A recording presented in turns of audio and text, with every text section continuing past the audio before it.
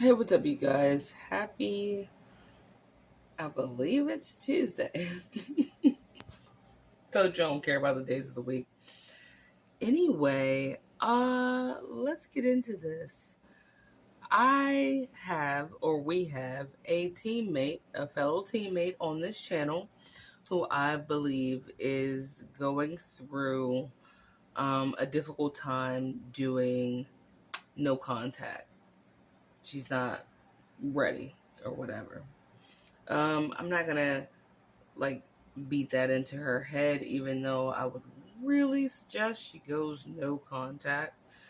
But let me tell you something, because see, the narc is still,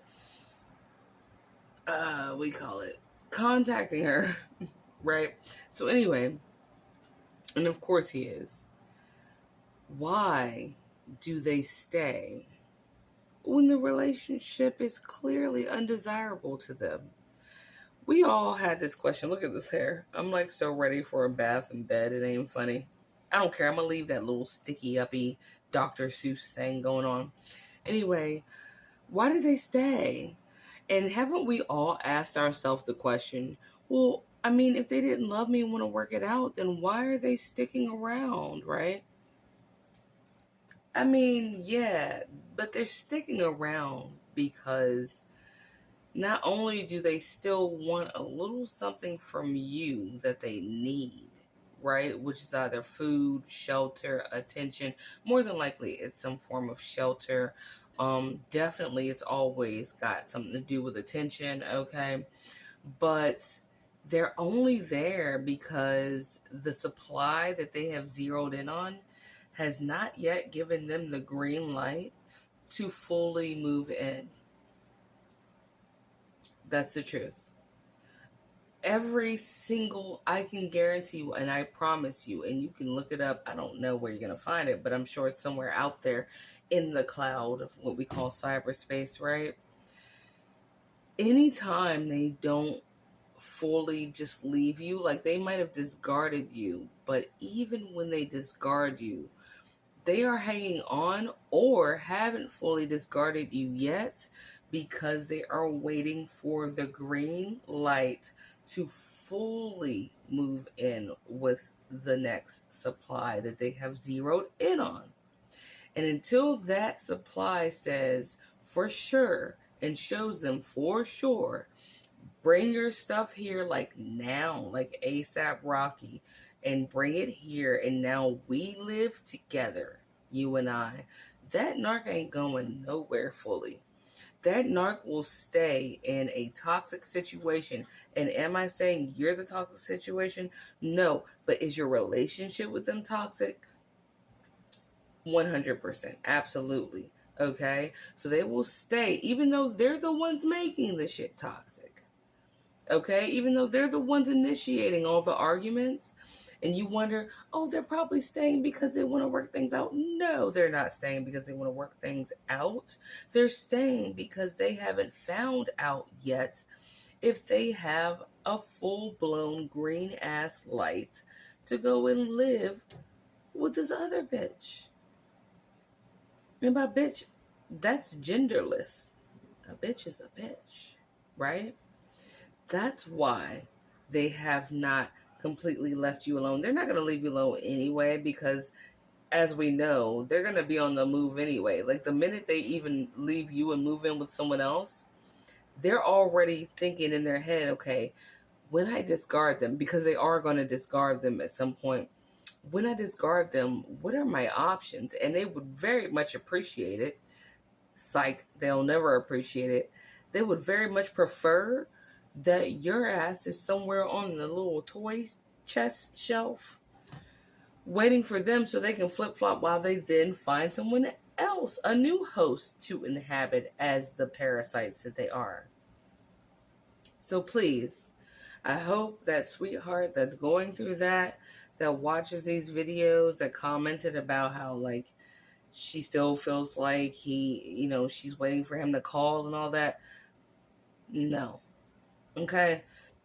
don't assume or take that shitty, sideways, passive aggressive, gross ass, manipulative attention towards you from him as him wanting to work things out. The narcissist always stays. They will always stay through hell and high water because they're waiting for the green light from the other supply they have been talking to behind your back. Okay? Behind your back, under the table, over top of the table, shit, whatever. That's why they have not completely left, or that's why they left, but they're still trying to like cling on. It's because they need the green light. That new supply is still kind of wondering. They're still working on that new supply. They're still conditioning them. You know how pedophiles groom? You know how they groom children? That's how the narcissist grooms you. It's disgusting. And while they're busy grooming their future dog in their mind, which is you, just the human dog in their mind, they hang on to the relationship that they currently have in any way, shape, or form. Does that mean they stop the abuse? No. While still abusing and manipulating and gaslighting and word salating, we'll make that a word now, right? They're just sitting there waiting and biding their time because they're waiting for that other supply to be like, oh, hey, okay, I'm ready for you. I think it's serious enough now that you can like come on through and like stay here. Then next thing you know, boom, bip, bibbity bop, bibbity boppity boo, bitch. Bibbity boppity boo, click, they're gone. Fucking genie with no lamp. Because a lamp would at least be a place to live. They don't have that shit. They're a genie looking for a fucking lamp. How you a homeless genie out this bitch? What wishes you about to grant me when you wish you had somewhere to stay? Bibbity bobbity boo, bitch. So anyway, I need to say that.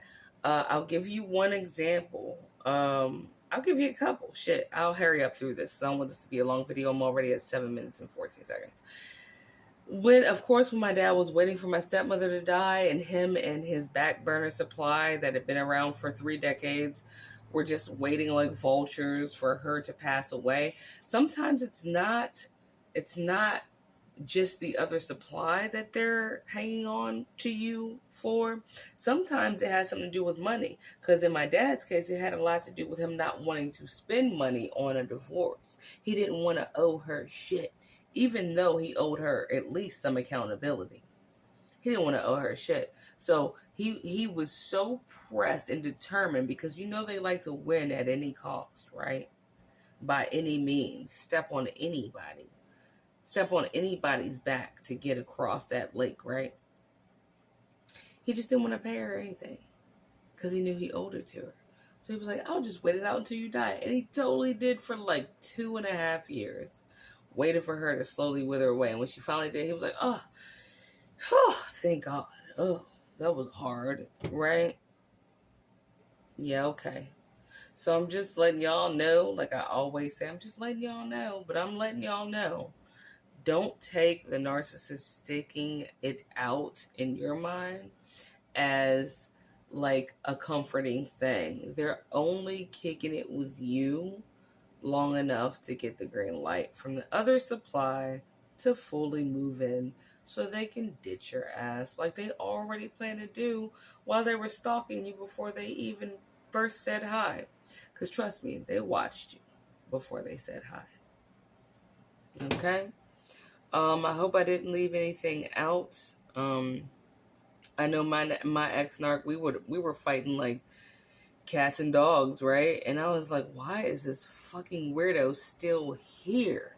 And when you can just leave. That's because he was chilling in my closet, sleeping in my closet, talking on the phone or texting the other bitch until she said, okay, just come on and bring your shit. That's it. All right? So please, baby girl, the one that I hope you know who I'm talking about, please stop feeding that dragon-ass bullshit bitch. I can't even call him a dragon because dragons are kind of fucking cool. The narc isn't cool. Leave that shit alone. They're just waiting for the green light. All right. Anyway, I hope you're having a really great day. This week has been grueling. I'm insanely tired and I cannot wait to take a bath. And just chill. I love you guys. And of course, I will more than likely get back to any comment you leave because I adore you. Okay, bye.